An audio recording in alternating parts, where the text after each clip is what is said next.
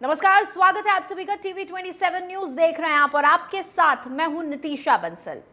इस खास बुलेटिन में बात करेंगे देश भर से जुड़ी खबरों की। सबसे पहले शुरुआत करेंगे एक दुखद खबर के साथ। रामबन से ये खबर जुड़ी हुई है, जम्मू कश्मीर की यह खबर, जहां पर श्रीनगर नेशनल हाईवे पर एक बड़ा हादसा हो गया है।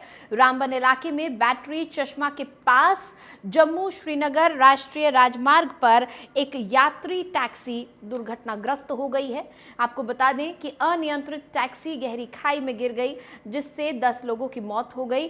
फिलहाल जम्मू कश्मीर पुलिस की राहत बचाव अभियान की मुहिम जारी है।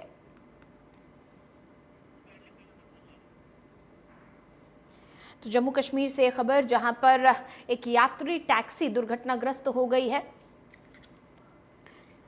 आपको बता दें कि इस टैक्सी में 10 लोग सवार थे। खबरों के मुताबिक गहरी खाई में गिरने के कारण तमाम जो यात्री इस टैक्सी में बैठे हुए थे उन सभी की मौत हो गई है। 300 फीट गहरी ये खाई बताई जा रही है जिसमें टैक्सी गिरी है। हालांकि अभी जम्मू कश्मीर पुलिस का राहत बचाव कार्य जारी है, सभी को बाहर निकालने की कोशिशें जारी हैं। श्रीनगर राष्ट्रीय राजमार्ग की ये घटना है, जहां पर रामबन इलाके में बैटरी चश्मा के पास ये हादसा हुआ है। जम्मू श्रीनगर राष्ट्रीय राजमार्ग पर यात्री टैक्सी दुर्घटनाग्रस्त हो गई है। इस टैक्सी में 10 लोग सवार थे और 300 मीटर गहरी खाई में गिरने के कारण सभी 10 यात्रियों की मौत की खबर सामने आ रही है। तस्वीरें आपको दिखा रहे हैं। ट्रैफिक को भी नियंत्रित किया जा रहा है।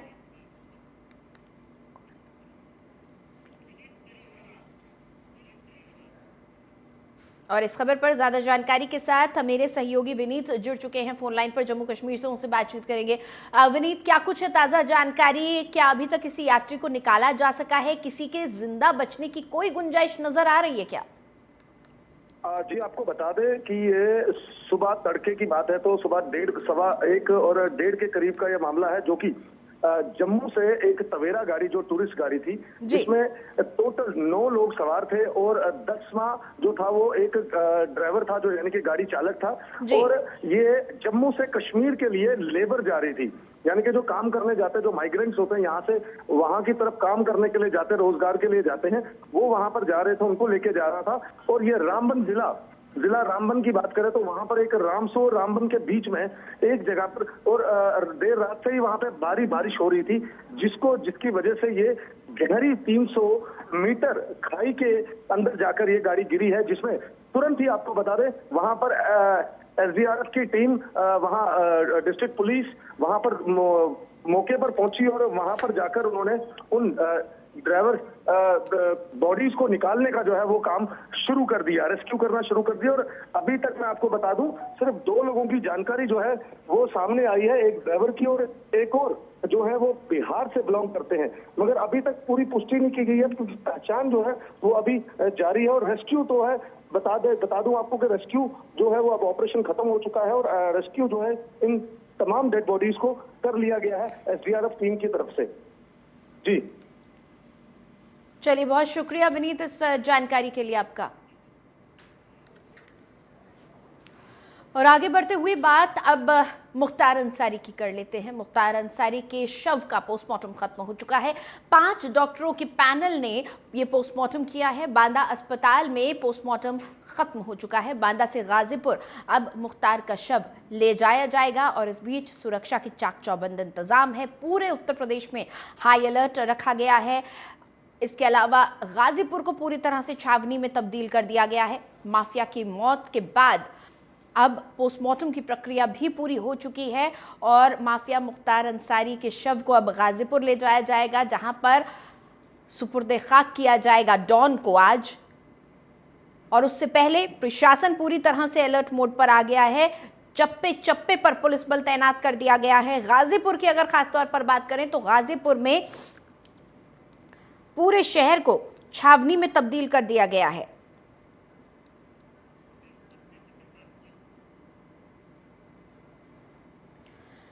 और इस खबर पर ज्यादा जानकारी के साथ मेरे सहयोगी अमरेंद्र प्रताप सिंह सीधा जुड़ चुके हैं न्यूज रूम से, उनसे बातचीत करेंगे।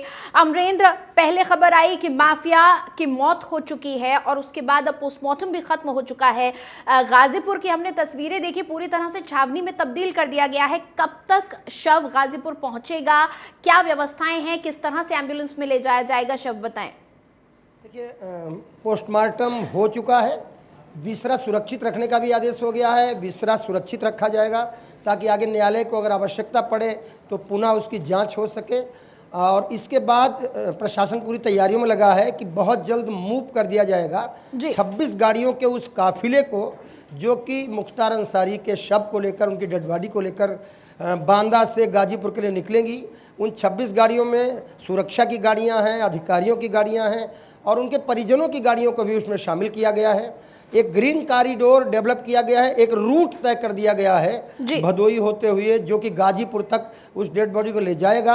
और वहाँ पर ले जाने के बाद जो उनका यूसुफपुर एरिया में, जहाँ के वो मूल रूप से रहने वाले हैं, उसरी उर्फ यूसुफपुर, वहाँ पर उसको ले जाया गया। उनके परिजन जो कि वहाँ पे मौजूद हैं गाजीपुर में, जो कि नहीं आ सके हैं बांदा, वो उनका अंतिम दर्शन वगैरह करेंगे। और उसके बाद नियत कब्रिस्तान में उनको सुपुर्द खाक किया जाएगा। ये सारी चीज़ें अधिकारियों द्वारा, इसका मिनट टू मिनट प्रोग्राम लगभग तय कर लिया गया है। कोई चेंज होगा जैसे ही सामने आएगा हम अपने दर्शकों को बताएंगे, लेकिन फिलहाल तो बांदा से लेकर और गाजीपुर तक पूरे उस ग्रीन कॉरिडोर को छावनी में बदल दिया गया है। और इसके अलावा पूरे उत्तर प्रदेश के सभी जिलों में जहाँ खासकर एक वर्ग के लोगों का निवास है, वहाँ पर सुरक्षा व्यवस्था को बेहद मुस्तैद किया गया है। यूपी के डीजीपी खुद इस पे नज़र बनाए हुए हैं और उसके अलावा एसटीएफ के डीजी को भी विशेष रूप पे इस पे लगाया गया है, जिनके पास डीजी लॉ एंड ऑर्डर का भी चार्ज है। बिल्कुल। अमरेंद्र, भले ही पोस्टमार्टम तक की प्रक्रिया पूरी हो चुकी हो, लेकिन अभी भी मुख्तार का परिवार इस बात को मानने से के लिए तैयार नहीं है कि ये मौत नेचुरल डेथ थी, हार्ट अटैक से ही मौत हुई है। पहले भी उनके परिवार की तरफ से, उनके बेटे की तरफ से ये बयान आया था कि उनकी जान को खतरा है, स्लो पॉइजनिंग। जब पिछली बार अभी 2 दिन पहले अस्पताल में पेट दर्द की वजह से भर्ती करवाया गया था तो ये बयान सामने आया कि उन्हें जहर दिया जा रहा है। और आज फिर ये मांग की जा रही है। उनके भाई ने भी कहा कि जिस चीज का शक था वही हुआ, जिसका शुबा था वही हुआ। और उनके बेटे, उनके परिवार की मांग है कि दिल्ली एम्स के डॉक्टरों से पोस्टमार्टम करवाया जाए। क्या कहीं कोई गुंजाइश लग रही है कि परिवार की इस मांग की सुनवाई होगी? देखिए, अभी परिवार ने अपनी एक याचिका की थी कि मुख्तार के बड़े बेटे हैं अब्बास अंसारी, उनको भी पोस्टमार्टम में शामिल होने और शव यात्रा में शामिल होने का जो क्रिमिनेशन उसमें शामिल होने का मौका दिया जाए। हाई कोर्ट ने उसको जो है खारिज कर दिया है। मुझे नहीं लगता कि मृत्यु को हाई कोर्ट मृत्यु से अतिरिक्त कुछ मांगेगा। ये अलग बात है कि विशेषज्ञों के द्वारा जो कहा जा रहा है कि माफिया डॉन होने के साथ साथ मुख्तार अंसारी एक नेता भी थे, 5 बार वो विधायक रहे, जिसमें 3 बार वो जेल से चुनाव लड़े और जीते।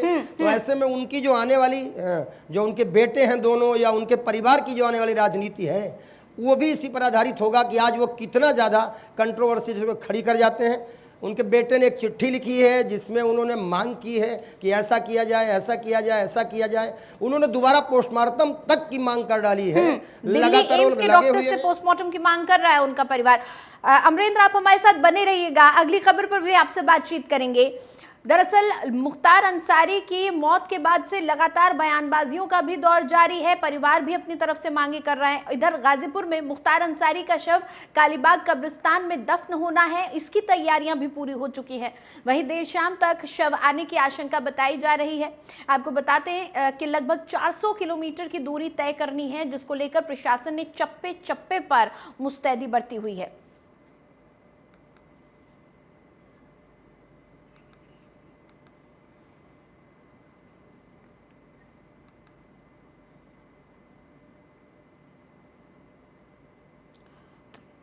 तो ये कालीबाग कब्रिस्तान की आपको तस्वीरें दिखा रहे हैं, जहां पर माफिया डॉन मुख्तार अंसारी के शव को सुपुर्द खाक किया जाएगा। और एक और बड़ी खबर इस वक्त सामने आ रही है मुख्तार अंसारी मौत मामले को लेकर। मुख्तार अंसारी की मौत की न्यायिक जांच होगी। मुख्तार मौत मामले की जांच बांदा एसीजेएम करेगी। बांदा की एसीजेएम गरिमा सिंह करेंगी न्यायिक जांच। मामले की जांच 1 महीने में पूरा करने के आदेश दिए गए हैं।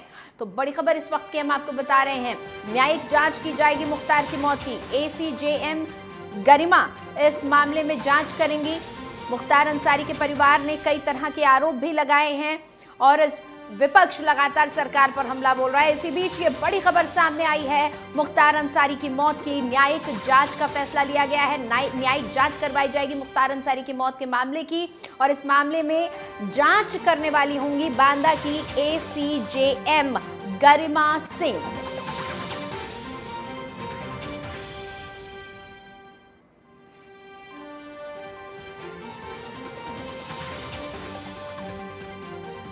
तो आपको बता दें कि मुख्तार मौत मामले में अब एसीजेएम गरिमा सिंह जांच करेंगी। न्यायिक जांच का फैसला लिया गया है मुख्तार अंसारी की मौत का। मुख्तार अंसारी की मौत के बाद तमाम तरह के विवाद भी खड़े हो रहे हैं, आरोप प्रत्यारोप का दौर भी जारी है। वहीं अगर कार्रवाई की बात करें तो मुख्तार अंसारी की मौत के बाद अब पोस्टमार्टम की प्रक्रिया भी पूरी हो चुकी है और आज शाम तक अनुमान लगाया जा रहा है कि शव गाजीपुर पहुंच जाएगा, जहां पर कालीबाग कब्रिस्तान में शव को दफनाया जाएगा। इसी बीच खबर सामने आई है कि न्यायिक जांच करवाई जाएगी मुख्तार अंसारी की मौत के मामले में और एसीजेएम गरिमा सिंह इस मामले की जांच करेंगी।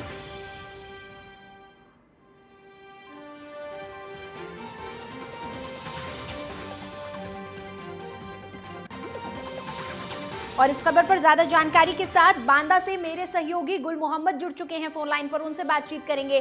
गुल मोहम्मद, एसीजेएम गरिमा सिंह द्वारा इस मामले की जांच करवाए जाने की बात सामने आ रही है और 1 महीने का समय भी निर्धारित कर दिया गया है, क्या कुछ जानकारी आपको मिल पा रही है?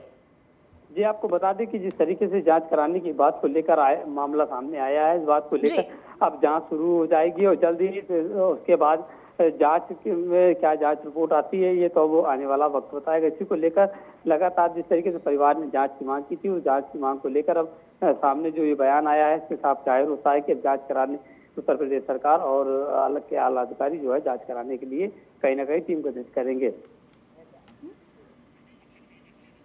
गुल मोहम्मद, मुख्तार अंसारी के शव को लेकर क्या अपडेट मिल रहा है? गाजीपुर के लिए क्या एम्बुलेंस रवाना हो चुकी है मुख्तार के शव को लेकर? जी, आपको बता दें कि यहाँ पर मुख्तार अंसारी के बेटे उमर अंसारी और उनकी बहू निगहत अंसारी यहाँ पर मौजूद है 2 गाड़ियों से और यहाँ पर एसी एम्बुलेंस से माफिया मुख्तार अंसारी को गाजीपुर ले जाने की तैयारी चल रही है। कुछ ही देर बाद मुख्तार अंसारी का पार्थिव शरीर यहाँ से गाजीपुर के लिए रवाना हो जाएगा। रानी दुर्गावती मेडिकल कॉलेज में कड़ी सुरक्षा के बीच से ये काफिला निकलेगा। गुल मोहम्मद, बांदा में किस तरह का माहौल देखा जा रहा है? पूरा उत्तर प्रदेश इस वक्त हाई अलर्ट पर है, लेकिन जब बांदा से एम्बुलेंस निकलेगी और पूरी गाड़ियों का कारवां निकलेगा मुख्तार अंसारी के शव को लेकर, तो क्या तैयारियां हैं, कैसा माहौल आपको दिख रहा है? बांदा से लेकर गाजीपुर तक का ये सफर काफी लंबा है।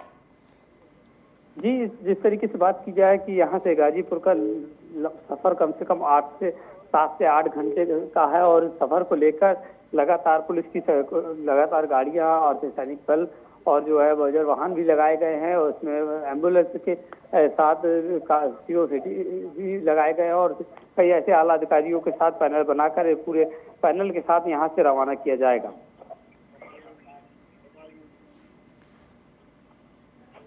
चलिए, शुक्रिया गुल मोहम्मद इस पूरी जानकारी के लिए। नजर बनाए रखिएगा।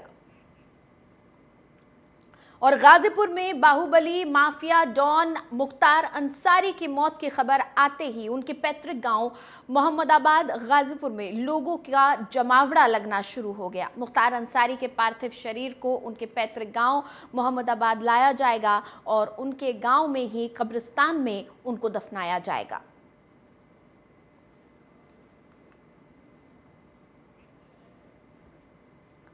तो ये तस्वीरें मोहम्मदाबाद गाजीपुर की तस्वीरें हैं और मेरे सहयोगी सुशील तिवारी मेरे साथ फोन लाइन पर गाजीपुर से जुड़ चुके हैं, उनसे बातचीत करेंगे। सुशील, कुछ ही देर बाद बांदा से मुख्तार अंसारी का शव लेकर एम्बुलेंस और पूरा सुरक्षा व्यवस्था का जो काफिला है वो गाजीपुर के लिए रवाना हो जाएगा। और हम जो तस्वीरें देख रहे हैं गाजीपुर में लोगों का जमावड़ा लगा हुआ है, मोहम्मदाबाद में खास तौर पर क्या माहौल नजर आ रहा है, पुलिस ने किस तरह की सुरक्षा की व्यवस्थाएं की हुई हैं, क्या है ताजा अपडेट? गाजीपुर जिले की हम बात करें तो प्रशासन पूरी तरीके से अलर्ट मूड पर है और सशस्त्र सीमा बल के जवान यहाँ पे लगे हुए हैं। हम ये कहें कि छावनी में तब्दील कर दिया गया है, यहाँ पर बैरिकेटिंग लगा दिए गए हैं और लोगों को आने के लिए सख्त पाबंदी है। अगर हम आपसे बताएं कि हम मुख्तार अंसारी की फाटक पर वहां पर लोगों का जमावड़ा है, वहां पर यूपी पुलिस के जवान लगे रहे हैं। अभी कुछ घंटे पहले यहाँ पर एसपी गाजीपुर के और डीएम ने यहाँ पे जायजा लिया। प्रशासन पूरी तरीके से अलर्ट मूड पर है, धारा 144 लगा दी गई है। और अभी जब हम मुख्तार अंसारी के पैतृक जो उनका कब्रिस्तान है वहां पर हम गए थे, जहां पर पूरी तरीके से तैयारियां कर ली गई हैं और वहां पर ही उनको सुपुर्द खाक किया जाएगा जब उनकी जनाजे बारात वहां से निकलेगी। लेकिन जब वहां पर हमने कुछ लोगों से बात की तो लोगों का यही कहना था कि हो सकता है 9 बजे के बाद मुख्तार अंसारी का शव लाया जाए और इनको सुपुर्द खाक किया जाएगा। मुख्तार अंसारी को सुपुर्द खाक करने की जो पूरी प्रक्रिया होगी उसको लेकर क्या जानकारियां मिल पा रही हैं? कौन किस को इजाजत मिली है उस वक्त मौके पर वहां मौजूद रहने की? अगर हम बात करें तो जो भी परिवार के लोग हैं यहाँ पर, जैसे अफजाल अंसारी, मनु अंसारी यहाँ पर आए हैं और भी जो परिवार के लोग हैं वो मुख्तार अंसारी के एम्बुलेंस के साथ ही वो काफिला जो कि 28 गाड़ियों के साथ वो काफिला इलाहाबाद वाराणसी होते हुए गाजीपुर आएगा। तो जो परिवार के लोग हैं वही इसमें शामिल होंगे। इसके साथ ही प्रशासन पूरी तरीके से अलर्ट पर है क्योंकि साफ उत्तर प्रदेश के सूबे के मुखिया आदित्यनाथ योगी ने भी ये साफ संदेश दे दिया गया है कि कोई भी असावधानी बरती नहीं जाएगी। प्रशासन पूरी तरीके से मुस्तैद है।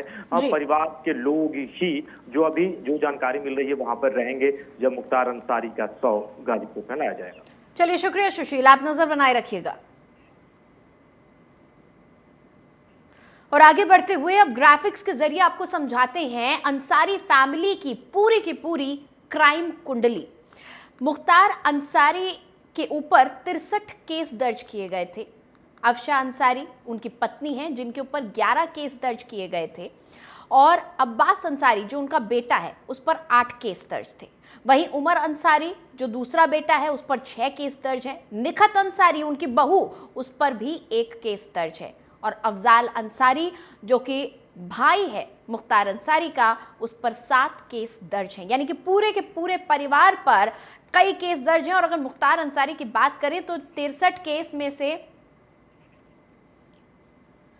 कई मामले जेल में रहते हुए मुख्तार अंसारी पर दर्ज हुए थे।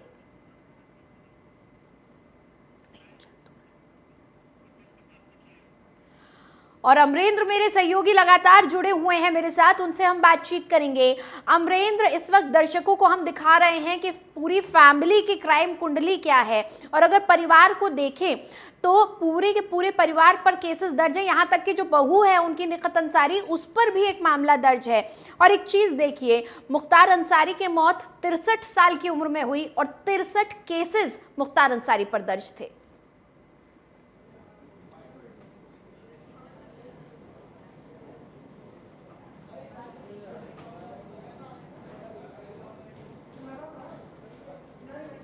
अमरेंद्र, मेरी आवाज आ रही है आप तक? बिल्कुल बिल्कुल। अमरेंद्र, मुख्तार अंसारी के अगर पूरे परिवार की बात करें तो पूरा परिवार ही की पूरी क्राइम कुंडली हमने दर्शकों के सामने खोलकर रख दी है। हर एक पर केस दर्ज था, उनकी बहू तक पर केस दर्ज था, उनकी पत्नी पर केस दर्ज है, दोनों बेटों पर केस दर्ज है, भाई पर केस दर्ज है। यानी कि पूरा का पूरा परिवार जो है कानून के शिकंजे में कहीं ना कहीं है। और 63 साल की उम्र में मुख्तार अंसारी की मौत हुई और 63 केस मुख्तार अंसारी पर दर्ज है। यानी अगर इस हिसाब से आप औसत लगाएं तो हर साल का एक केस, जितनी उम्र उतने केस। बिल्कुल। देखिए, मुख्तार अंसारी जो है उत्तर प्रदेश के एक हार्ड कोर माफिया डॉन माने जाते थे। मुख्तार अंसारी यूं ही मुख्तार अंसारी नहीं बने, एक आदमी जो एक समय पर पूरे उत्तर प्रदेश का सबसे हनक और धमक वाला माफिया डॉन बना, जिसका नाम लेकर दूसरे लोग झूठों दूसरों को डराया करते थे।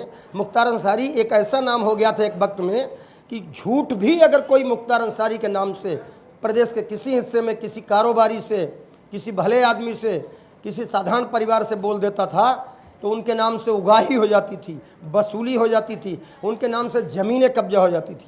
ऐसे माफिया मुख्तार अंसारी के परिवार में भी जो लोग आए, चाहे वो उनकी पत्नी के रूप में उनके जीवन में आए हों या बाद में उनके बेटे की बहू के रूप में आए हों या उनके अन्य रिश्तेदार भी आए हों, तो कोई बहुत भले आदमी और या भली नीयत से आने वाले लोग नहीं थे। निश्चित रूप से उन्होंने मुख्तार अंसारी की रुतबे, रौले, जलबे और संपत्ति, हनक और धमक को देखकर ही उस परिवार से रिश्ता जोड़ा। चीज़ें जब उल्टी होती हैं तो फिर उल्टी होती चली जाती हैं। और एक बार जब मुख्तार अंसारी का साम्राज्य सरकार के शिकंजे में, कानून के शिकंजे में आना शुरू हुआ तो संपत्तियां जिन जिन के नाम थीं, इन्वॉल्वमेंट जिन जिन का था, निश्चित रूप से परिवार के ही सदस्य सबसे ज़्यादा उसमें थे और उनके ऊपर भी मुकदमे दर्ज होते चले गए।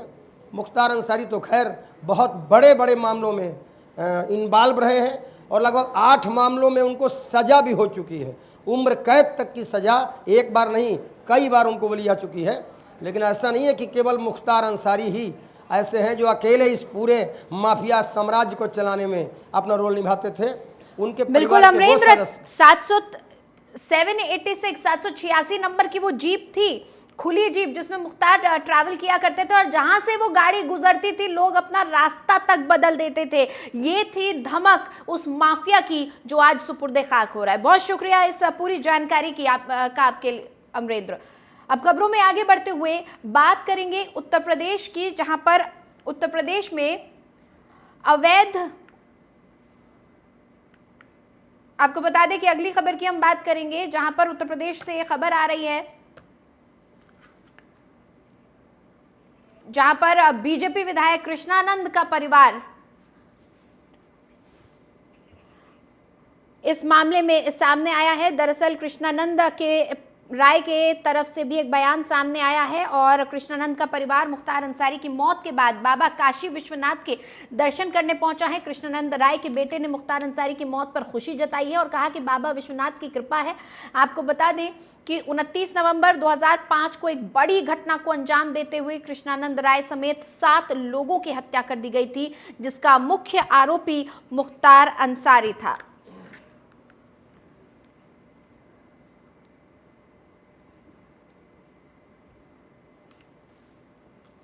और इस बीच उत्तर प्रदेश के अवध क्षेत्र में 2 जनपदों की सीटों से मिलकर बना हुआ है लोकसभा क्षेत्र धौरहरा। उसकी बात कर लेते हैं। बीजेपी के राष्ट्रीय उपाध्यक्ष रेखा अरुण वर्मा इस सीट पर लगातार 2 बार से सांसद हैं। रेखा अरुण एक बार फिर से मैदान में हैं। इस बार उनका मुकाबला सपा के आनंद भदौरिया से है, जिन्हें वो पहले भी हरा चुकी हैं। चुनावी समर की कवरेज में लगे हमारी यूपी की टीम ने उनसे मुलाकात की और मेरे सहयोगी अमरेंद्र प्रताप सिंह ने सांसद रेखा से मुलाकात करते हुए कुछ सीधे सवाल पूछे, जिनके जवाब रेखा अरुण ने दिए। क्या कुछ कहा, सुनिए। 7 न्यूज के विशेष प्रोग्राम में आपका स्वागत है। मैं हूं अमरेंद्र प्रताप सिंह और हमारे साथ मौजूद है भारतीय जनता पार्टी की राष्ट्रीय उपाध्यक्ष और धौरहरा क्षेत्र से 2 बार की सांसद रेखा अरुण वर्मा। उनसे बात करेंगे। ये जो प्यार भारतीय जनता पार्टी को दिया है जनता ने, 2 बार से आपको, तीसरी बार फिर आप मैदान में हैं, इसके लिए जनता का शुक्रिया कैसे अदा करना चाहेंगे? देखिए, 2014 में जब मुझे भारतीय जनता पार्टी ने यहाँ से प्रत्याशी बनाया और पूरी देश की जनता भारतीय जनता पार्टी के साथ खड़ी हो गई और आशीर्वाद दिया और निरंतर 2014 का चुनाव हो, 17 का चुनाव हो, 19 का चुनाव हो, 22 का चुनाव हो, अब 24 का चुनाव आ गया। पूरे देश में भारतीय जनता पार्टी के साथ पूरी देश की जनता खड़ी है और मैं हृदय से अपनी जनता जनार्दन का धन्यवाद देती हूँ। अपनी लोकसभा धौरहरा की जनता का बहुत बहुत धन्यवाद देती हूँ।